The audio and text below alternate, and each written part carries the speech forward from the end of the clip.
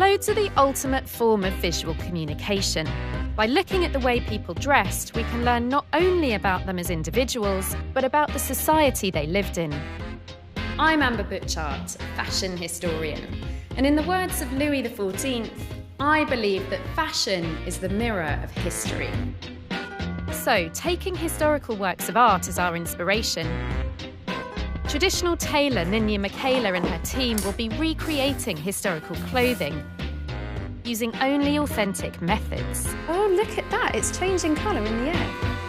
And I'll be finding out what they tell us about the people who wore them. I'm assuming the king wouldn't be dressing himself though, right? And the times they lived in. And seeing what they're like to wear.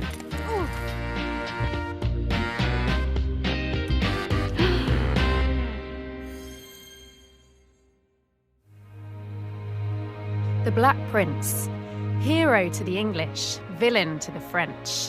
A warrior whose premature death in 1376 denied him the crown by just 12 months. Here he lies in his tomb at Canterbury Cathedral, immortalised by a gilded copper effigy. It's really powerful. You can see why you would want this monument to be your effigy, to be the worldly reminder of who you were. I've chosen the Black Prince's effigy here as our inspiration for a number of reasons. The 14th century is really important in terms of fashion history. It's a period where we start to dress differently. It's a period that some historians think the actual idea of fashion itself really begins, this idea of perpetually changing styles. Having won his first battle at only 16, this warrior prince chose to be represented in death as a heroic military leader, dressed in full armour covered with a type of tabard known as a jupon, richly embroidered with his personal heraldry. The jupon is a fascinating garment. It's a military item, but also a very fashionable item as well. People tend to think that there's this distinction between military dress and fashionable dress, but in reality, the relationship between the two is much more symbiotic. What's also fascinating is that we actually have an extant version of the Black Prince's jupon. It was hung here in Canterbury Cathedral for centuries. So having that extant garment as evidence is going to be invaluable in terms of recreating this piece.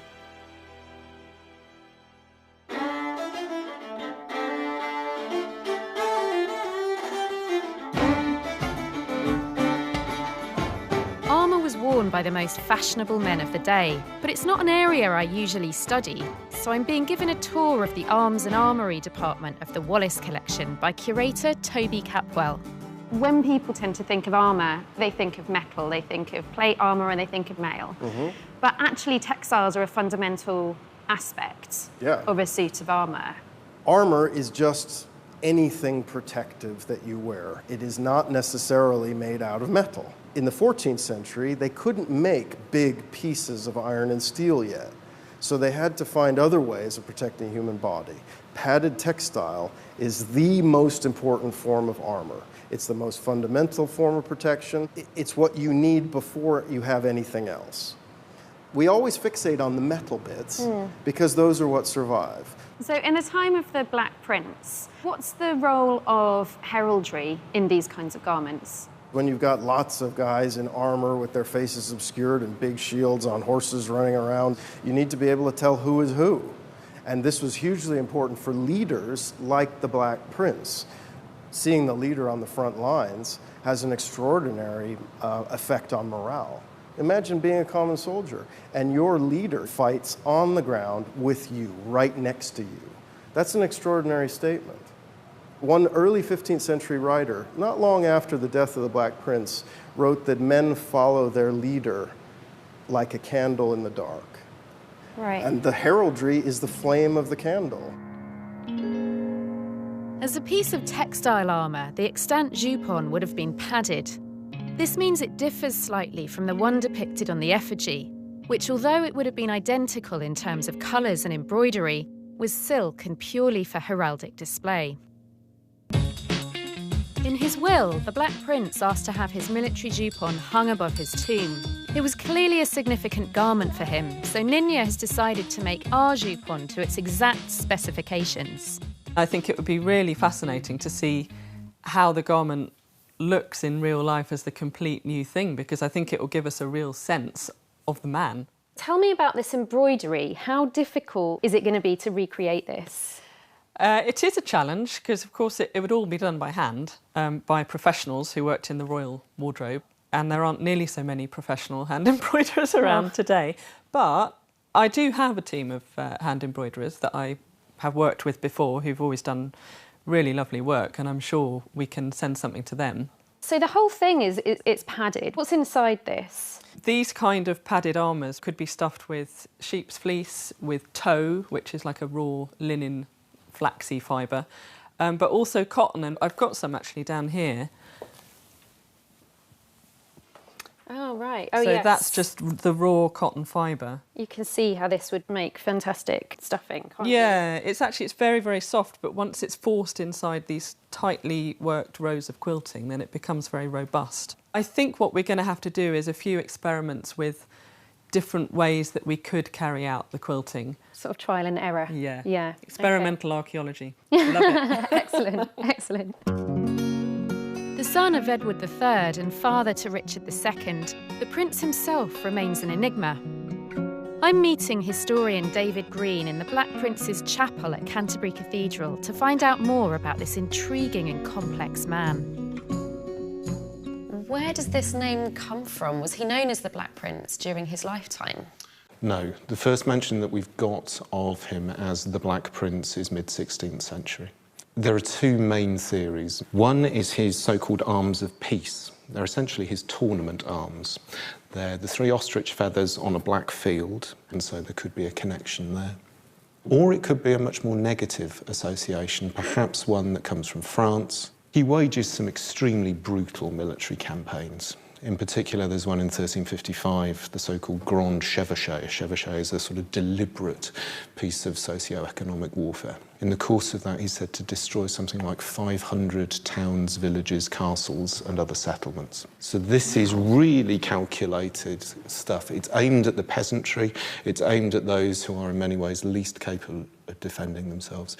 It's designed to undermine the credibility of the French monarchy, but also to undermine the French king's ability to put troops into the field.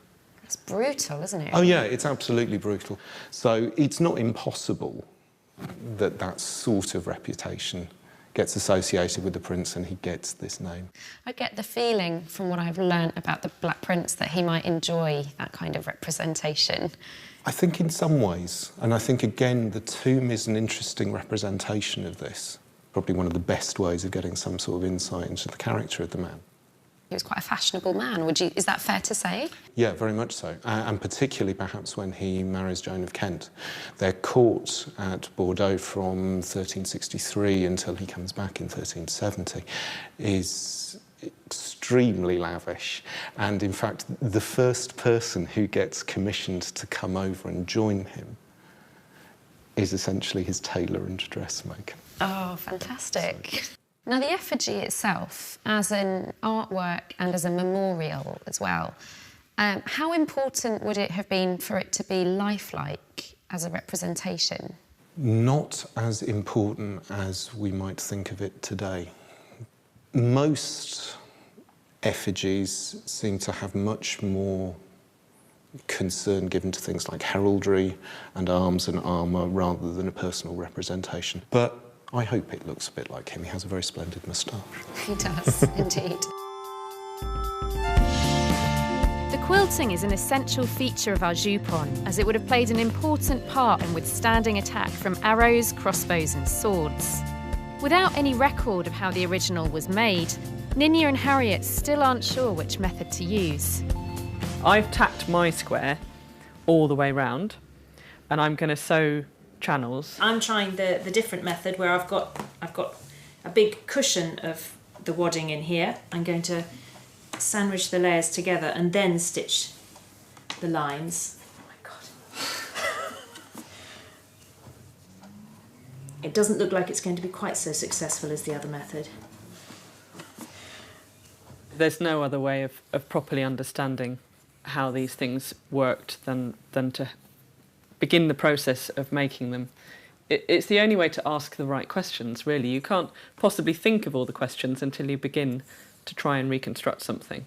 Because these were items that are worn, you have to experiment like that, or else, because it's not just a piece of art. I have had so many experiences of trying to fathom out an original set of instructions for doing something and thinking, surely that can't be right, and then trying it and going, oh, it was right. They did know what they were talking about. And it can really surprise you, even when you're quite experienced and you think you know how something will turn out. Until you've given it a go, you just can't tell. It's almost comical, your piece, Harry. How rude. But it looks quite rude itself. I think the whole thing's just going to be completely dense and still very fat and just not very defined.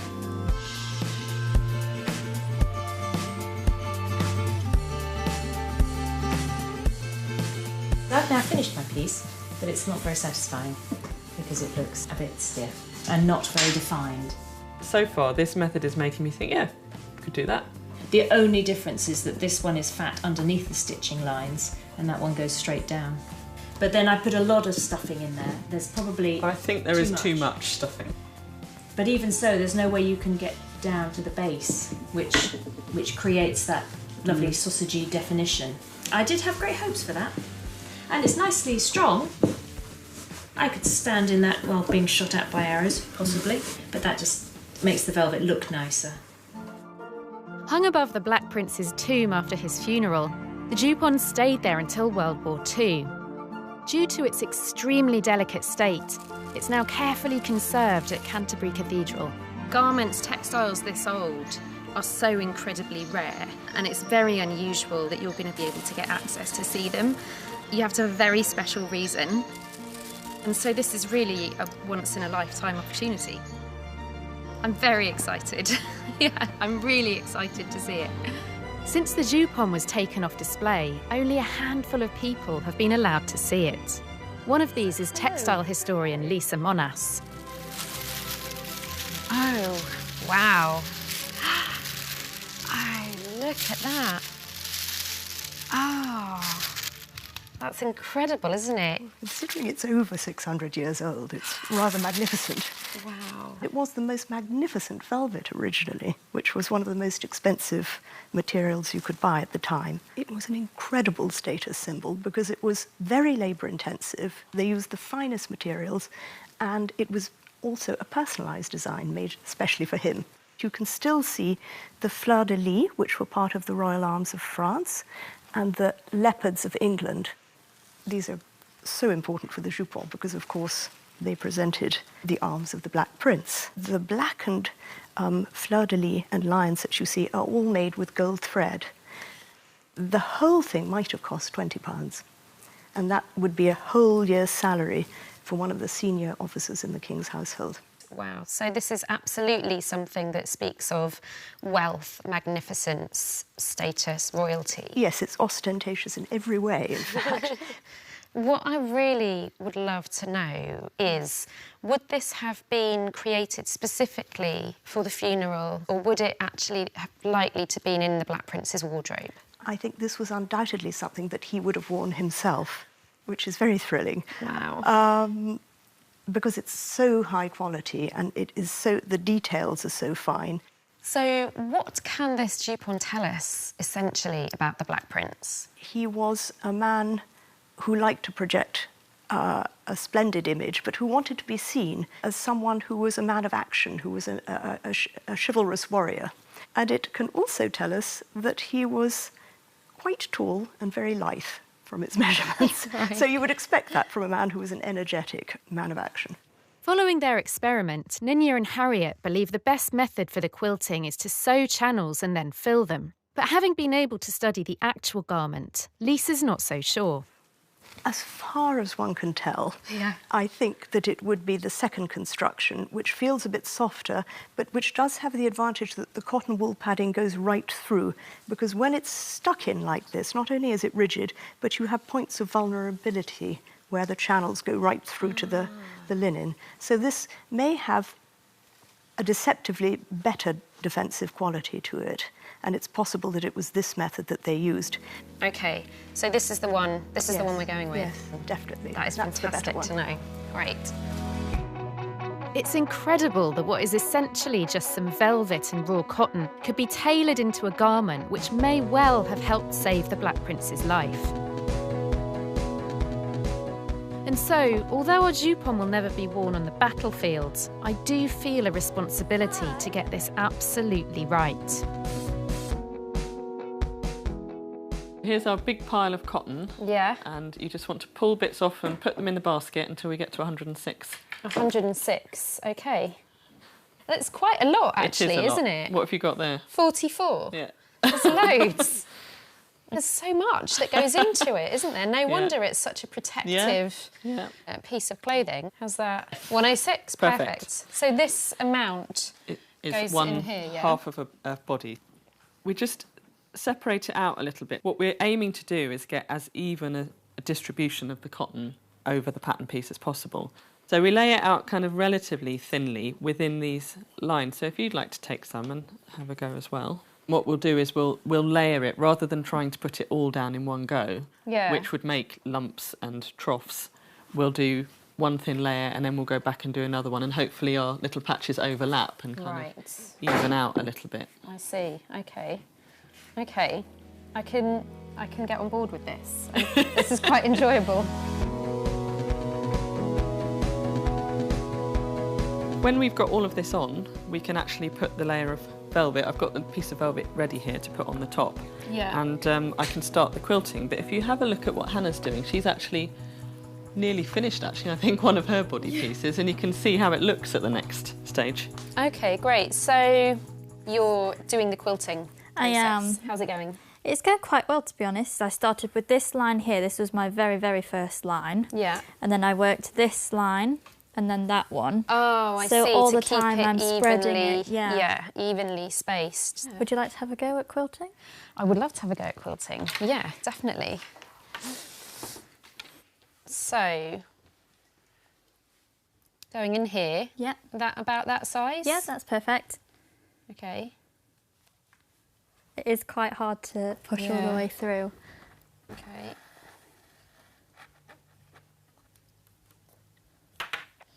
Now it's this coming back. It's difficult to know. You can't sense exactly where you're going to go. It's only when you get into a rhythm. Oh, that's my finger.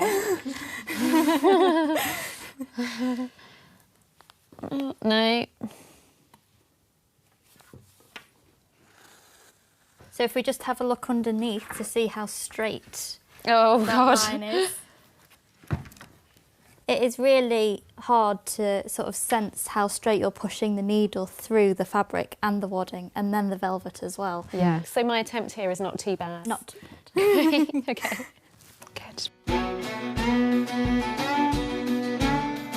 Knights like the Black Prince would have started their military education around the age of 5. So Toby Capwell is giving me some armour training to help me understand this fighting prince. I am wearing tracky bees and I'm wearing sneakers, which has never happened before. So I'm feeling pretty prepped, pretty ready for it. A knight would have worn 20 kilograms of armour, which would have had a huge impact on mobility. I don't know what I was expecting, but of course you can feel weight absolutely all over you. These muscles especially, right on the outside, they're not used to having to lift so much weight. Those muscles are not used to doing anything, I'll be honest. We do now have the helmet. This is exactly what we see in the effigy. Open-faced, no visor, high, sharp point to deflect weapons, and the aventail of mail. We'll put you in here and you'll be ready to go. Okay. Hopefully.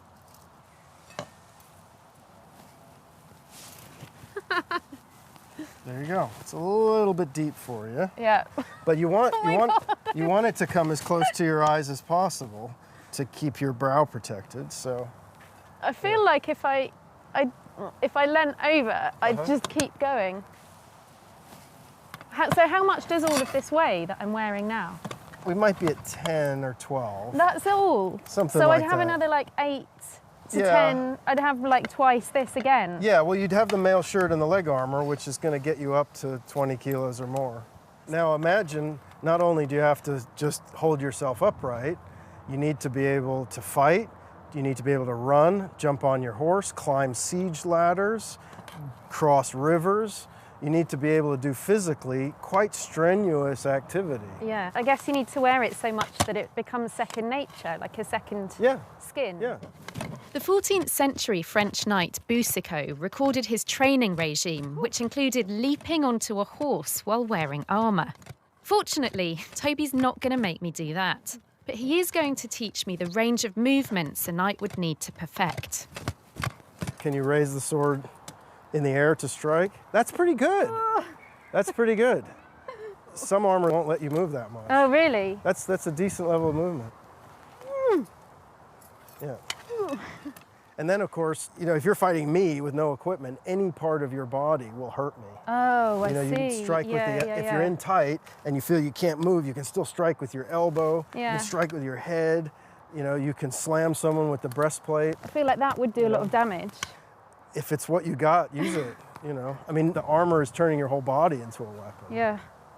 Yeah. You just have to know what the limits of the equipment are. Part of being a knight is to be managing the situation with your kit so it all looks effortless and you never look clumsy. Yeah. It's very tough. It's very, very tough. I've never felt less graceful, I'll be honest. You could get there. You could get there.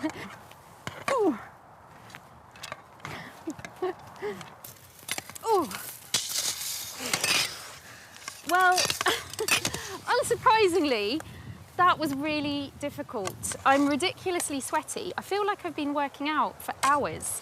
I can really tell how much training I would need to not only get used to this as a kind of second skin, but also be able to operate it in a knightly way with grace and decorum. There's not much that you can see, and you're kind of really aware that there could be people all around you, there could be people anywhere. I was expecting to feel very powerful, but I actually felt quite small and felt quite vulnerable. The quilting process creates a certain amount of shrinkage, and Ninya's estimated she needs to allow an extra 10% of material. It's now time to see if her calculations are correct. That's actually pretty amazing. So this is the original pattern size, as it should be. This started out 10% wider, and that's pretty Shrunk to where we want it. Good. Yeah. Having taken the embroiderers 900 hours to complete, the leopards and fleur-de-lis need to be cut out and sewn on. They've not filled in this section here. Oh, wow.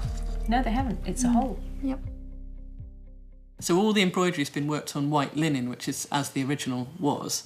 They've missed out a few little stitches, and so there's a tiny little white patch that shouldn't be a white patch, and we were wondering whether to cut it out so that it would be a little red patch underneath, or leave it, but I think that little white patch will offend the eye. So I think the better thing to do is to actually just over-sew it with this colour thread, because it's luckily quite a small area, and I don't think it will be noticeable, really.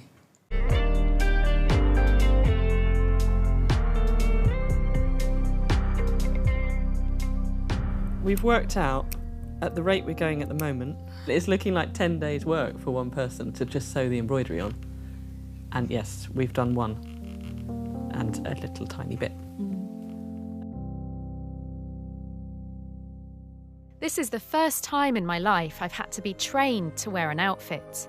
But the fact is, even if I'd been born in the Black Prince's time, I'd still never have worn this jupon. It was made for a prince. It was made for a warrior. Oh my God, look at how much gold there is. The colours, that's so amazing. It's a lot of gold, isn't it? It's so much. I just love it. I can't believe how bright, how vibrant it is. It's just completely brought it to life. Yeah. Like compared with the actual 600-year-old jupon that we saw, just to see it like this is just incredible. Like with the armour underneath it as well, it just looks so majestic. It really does. There's no mistaking who this person is. Absolutely no mistaking. You can really feel how much protection that would give. I imagine it really would. I think you'd feel quite safe in there. Yeah, definitely, definitely.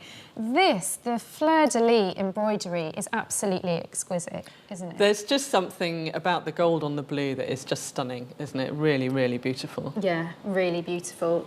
I feel like I shouldn't be allowed to touch it. Do you want to try it on? Absolutely. I really, really do.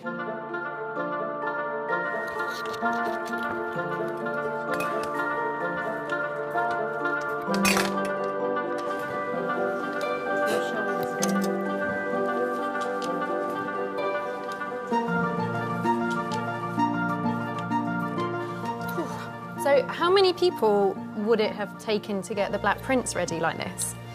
Well, he probably would have had at least 3, actually, at this stage, getting him ready. Royal members of the household all had their own personal, what were known as body servants, people who were actually allowed to touch the king's body or the prince's body, in order for it not to take a painfully long time. You in? I'm in. I am in.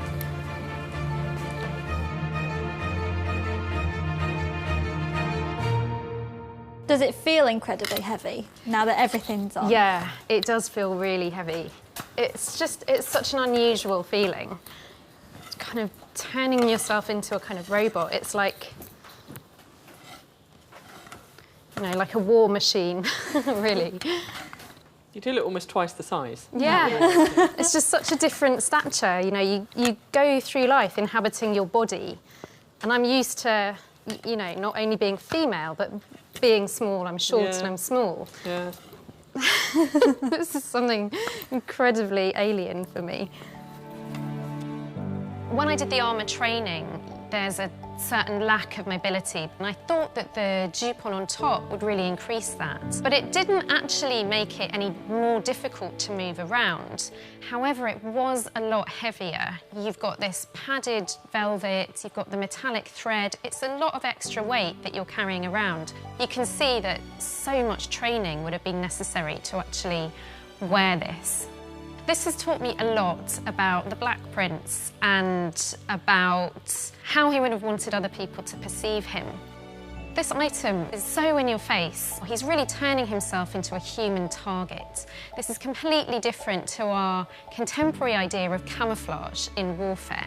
He's saying, this is me, and you simply can't ignore me. And at the same time, he's a fantastic rallying point for the troops as well. He's really there on the battlefield, leading his men in this incredibly garish, bright piece of clothing. As a historian, you're always trying to imagine the past and imagine it as accurately as you possibly can based on the evidence. I spend a lot of time in museums looking at dress in cabinets, underneath glass, and being able to touch this and feel it and know that it's the same textures, the same materials that would have been felt in the 14th century is really incredible.